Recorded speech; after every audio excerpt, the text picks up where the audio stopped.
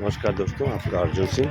देखिए, public place पे जहाँ पे गाड़ी अलाउ नहीं है वो आपको इस तरीके से पैदल ही लेके जाना पड़ेगा।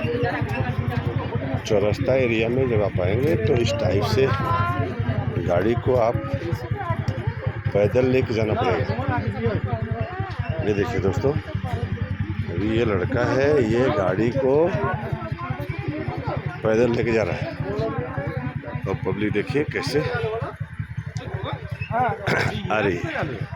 अलाउ नहीं है, ये देखिए, देख रहे हैं ना। ये लड़का जो है बाइक को चला के नहीं ले जा सकता, इसलिए ये पैदल जा रहा है। देखिए, तो कुछ रोड पर आपको बाइक या कार चलाना अलाउ नहीं है पब्लिक प्लेस पे। ठीक है दोस्तों।